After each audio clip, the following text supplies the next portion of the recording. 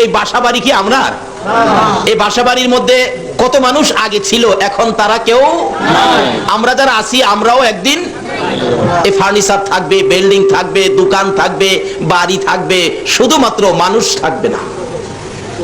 কবি বলেন ইয়ে হাম সব মুসাফির হ্যায় वही आखिर ठिकाना कोई आगे रवाना है कोई पीछे रवाना। আমরা যেখানে আছি, যেই যত মজবুত করে বিল্ডিং বানান না কেন, আল্লাহ বলে এটা মুসাফির খানা বানাইতেছো তুমি। তুমি কতদিন থাকবে? তোমার পরের হেরা আইতেছে। বলে হুজুর কোন কি বাস্তবে নিবেন? আসেন, যাদের 4 বছরের বাচ্চা আছে, 3.5 বছর 4.5 বছরের বাচ্চা আছে, আজকে রাত্রে ঘুমের থেকে উঠাইয়া 5 তলা বিল্ডিং করছেন তো, ঘুম থেকে উঠাইয়া ডাইকা টাইনা কুলে উঠাইয়া বলবেন আব্বু বলো তো এই বিল্ডিংটা কার? দেখবেন বাচ্চাটা আপনার কুলে থেকে বলবে বিল্ডিং আমার। বলো তো এই সেগুন কাঠের বক্স খাট এটা কার? দেখবেন বাচ্চা বলবে আমার। আপনি বললেন হ্যাঁ বেটা আমার রোজগারের পয়সা দিয়ে বানাইলাম বিল্ডিং, খাট পালং ফার্নিচার, তোর হইলো কিভাবে?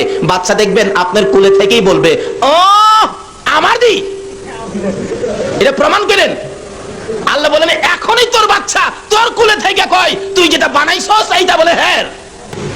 ये हम सब मुसाफिर हैं वही आखिर ठिकाना कोई आगे रवाना है कोई पीछे रवाना। আমরা যেখানে আছি এটা হলো একটা স্টেশনের প্ল্যাটফর্মের মতো, বাস স্ট্যান্ডের যাত্রী ছাউনির মতো, যে যাই বানাইতেছেন এটা যাত্রী ছাউনি।